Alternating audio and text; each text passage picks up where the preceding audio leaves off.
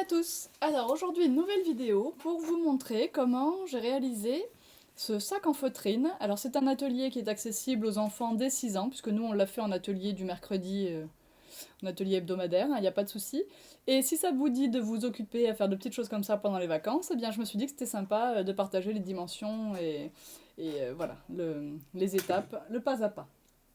Donc encore une fois, je ne le fais pas devant vous parce que je n'en ai pas le temps, mais je vais tout vous expliquer, les mesures, les coutures, les décos, et vous allez voir que c'est très simple. Et je vous assure, dès 6 ans, ils sont capables de coudre comme ça, il n'y a pas de souci. Alors on y va. Vous aurez besoin pour réaliser ce sac de 2 feuilles de feutrine. Même si vous faites tout dans la même couleur, tout ne tiendra pas dans une seule feuille. Donc vous pourrez acheter sur le site, tout en colle bien sûr, des feuilles de feutrine de différentes couleurs. Ces feuilles mesurent toutes 30,5 par 30,5 cm. Et donc, nous allons avoir besoin de 4 morceaux en tout. D'abord le corps du sac, donc cette partie-là, qui s'arrête ici, va mesurer 30 cm et demi, c'est-à-dire la longueur de la feuille, par 20 cm de large. Donc vous déjà coupez un morceau de cette taille-là. Vous aurez besoin pour le rabat ici d'un morceau qui fait 20 cm de large, fatalement, par 15 cm de long. Et pour faire les morceaux que j'ai fait moi en beige sur les côtés, vous aurez besoin de 2 petits morceaux qui mesurent 13 cm de long par 6 cm de large. Il vous faut ensuite bien sûr des aiguilles et du fil à coudre. Voilà. J'ai pris un fil gros, un fil à broder en réalité, pour qu'on le voit bien et que ce soit joli. Sur la feutrine, on aime avoir de jolies coutures. Donc on va assembler nos côtés en premier à l'aide d'un point de feston. Alors vous trouverez facilement des vidéos qui vous expliquent le point de feston, mais pour vous dire, vous commencez par coudre à l'intérieur, ici pour cacher le nœud, donc vous ressortez dans le marron. Ici vous allez rentrer dans le beige, vous allez ressortir entre les 2 plaques de feutrine, hop, et vous allez toujours repiquer dans le beige ici, et traverser, repasser dans la boucle pour avoir ce petit trait ici, ce qui nous permet de former le feston. Vous voyez que mon fil repasse entre mes 2 points de couture ici. Donc ce point de feston, c'est simplissime, les enfants sont ravis parce que c'est magnifique, c'est magique. Pour les aider pendant l'atelier, sur ma partie ici, je leur ai tracé des points pour qu'ils sachent exactement où piquer à chaque fois. Alors les points, c'est pas compliqué, vous allez faire le premier à 5 mm du haut, puis ensuite tous les points sont espacés d'1 cm. Jusqu'à arriver en bas, ici, vous aurez donc votre dernier point à 5 mm du bas de la feutrine. Ce point qui fait l'angle, on part sur le côté, 1 cm, 1 cm, 1 cm. Vous avez donc 4 petits points en bas. Le dernier est dans l'angle à 5 mm de côté. Et puis on remonte, toujours espacé d'1 cm. Comme ça, les enfants savent exactement où planter leur aiguille. Alors à 6 ans, ils auront juste un problème qu'ils ne pourront pas faire sans vous, c'est de tourner ici, d'arriver à faire l'angle. Donc à mon avis, vous leur faites ça, jusque-là, et vous les laissez repartir tout seuls pour la deuxième longueur. Vous faites pareil, bien entendu, pour le deuxième côté. Le rabat, on le coud. Alors je suis vraiment pas couturière, mais vraiment pas du tout, d'ailleurs ça se voit. On le coud au point arrière si vous voulez que ce soit bien solide, c'est-à-dire que vous revenez sur vos pas à chaque fois que vous faites une couture, comme ceci. À l'arrière, ça faisait vraiment pas joli parce que comme je vous dis, voilà, je suis pas couturière. Donc j'ai décidé de coller avec de la colle à chaud un morceau de ruban. Donc j'ai pris mon pistolet à colle chaude et j'ai collé, j'ai placé mon ruban, hop, ça ne bouge plus. Le seul truc avec la colle à chaud, c'est qu'il faut travailler vite. Parce que la colle colle tant qu'elle est chaude, mais dès qu'elle est froide, elle est dure et c'est juste un truc en relief dur et plus collant du tout. Voilà. Donc c'est vite fait, on coud ça. Ensuite, il nous faut fermer le sac. Alors pour fermer, j'ai pris, tout aussi disponible dans la boutique, voilà, des fermoirs pour sacs magnétiques. Alors, vous allez écouter le petit clac. Ici, vous voyez l'intérieur, là. Donc les fermoirs pour sac, vous voyez ici les petites pattes qui sont repliées l'une sur l'autre, sont comme un peu des attaches parisiennes, sauf qu'au lieu d'avoir les 2 pattes au centre, les 2 pattes sont écartées et on les rabat l'une sur l'autre. Et il y a une petite rondelle ici pour renforcer le bout de tissu, pour être sûr que rien ne se déchire.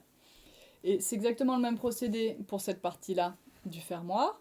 Et pour cacher les pattes qui sont au-dessus du sac, toujours avec notre pistolet à colle chaude, j'ai collé un joli bouton. que j'avais préalablement entouré, enfin fait un petit nœud de ficelle comme ça pour qu'il soit joli. Mais c'est juste collé, c'est pas cousu sur le sac. C'est collé pour cacher l'envers, la partie au-dessus de cette partie du fermoir magnétique.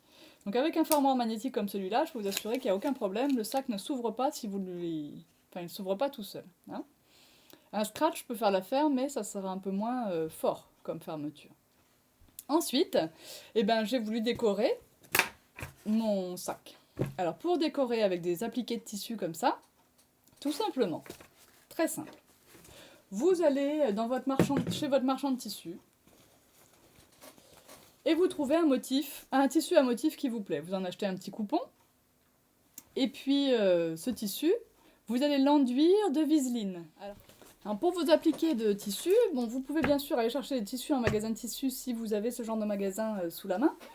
Mais vous avez aussi dans la boutique, tout en colle, toujours, des feutrines décorées. Alors ces feutrines-là sont d'épaisseur plus fine que la feutrine de base du sac, elles font 1 mm.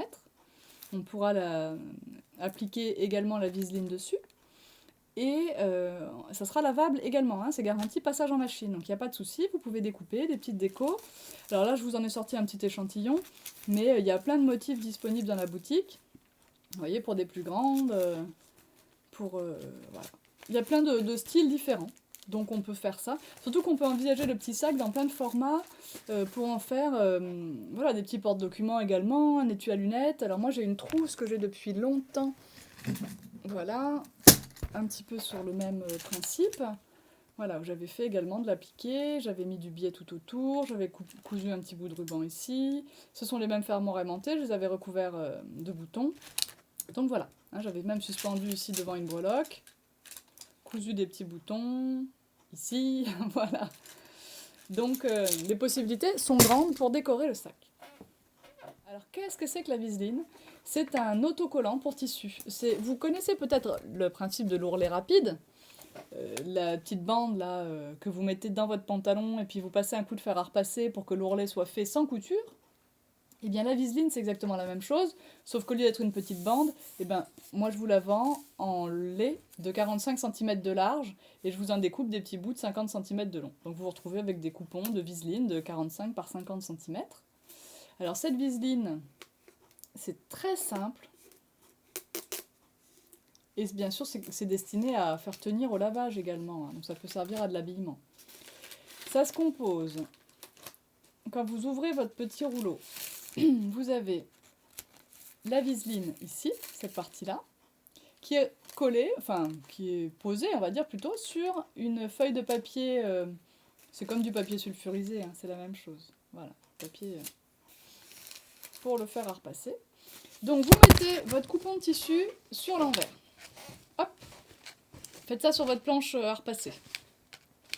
On a déjà tout découpé, mais bon, c'est plus simple d'enduire une grande partie puis de découper après ce qu'on veut. Vous coupez un morceau de votre viseline, peut-être un carré de 15 par 15 par exemple, qui correspond à peu près à l'endroit que vous voudrez découper. Vous donc le découpez. La partie viseline, donc je vous la remontre ici. La partie viseline, celle-ci là, contre le tissu.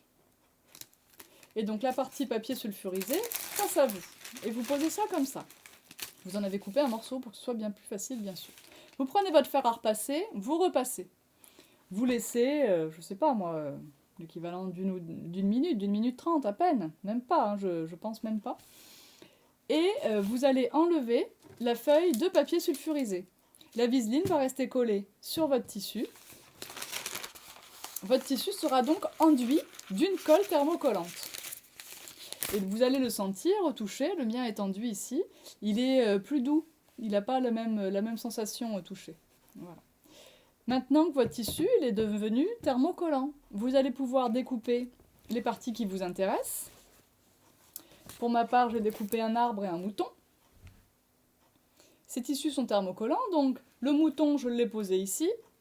J'ai repris ma feuille de papier sulfurisé que j'ai décollée tout à l'heure, je l'ai posée sur mon mouton, et j'ai appliqué mon fer à repasser.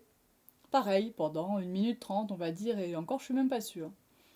J'enlève ma feuille de papier sulfurisé, et bien c'est magique, mon tissu est collé à ma feutrine, pas de problème. Donc c'est assez pratique. Il est juste conseillé, si ce sont des pièces que vous allez porter, je parle pas, enfin un blouson en jean par exemple, on va pas le laver trop souvent donc ça devrait le faire. Mais si c'est pour des t-shirts ou des choses comme ça, le fabricant conseille quand même de réaliser une surpiqûre tout autour du motif pour l'aider à coller mieux, pour résister un peu mieux au passage à la machine à laver répété. Mais normalement, c'est marqué de toute façon sur la notice que je vous envoie avec la viseline que c'est garanti pour le passage en machine. Et puis voilà. Alors là, il nous reste à faire une anse. Pour l'anse, j'avais pensé au tricotin. On aurait pu faire un boudin de tricotin et ça nous aurait fait une belle anse sans problème. C'est un peu long pour les enfants peut-être. Alors du coup, je sais pas trop, peut-être une tresse en laine, peut-être une sangle que vous achetez au même endroit que vous achetez votre tissu, une sangle exprès pour faire les bandoulières de sac. Et moi, pour ma part, je vais le faire. Mes filles sont capables de faire ça aussi, donc peut-être bien que les vôtres aussi. Au point mousse, une bandoulière en laine, je tricote au numéro 4. Alors j'ai pris de la sport. Et en plus, la laine, vous la trouvez aussi dans ma boutique. Donc on pourrait envisager de faire une tresse. Peut-être, au lieu de faire avec 3 brins simples, doubler les brins pour que la tresse soit plus large. Ou le tricotin, ou donc simplement le point mousse hein, sur, je sais pas, l'équivalent de 5 mailles à peu près et de se faire une bandoulière, puis de la fixer ensuite dans nos côtés. Voilà mon petit tuto sac à main en feutrine. J'espère que ça vous plaît, et puis que vous allez vous y mettre. Tout est dispo sur le site, j'ai remis à jour mon stock de feutrine, donc pas de problème de stock. J'ai enlevé ce qui était déjà parti au magasin. Ce que vous voyez disponible, c'est vraiment disponible. Alors je vous dis à bientôt. Bye bye.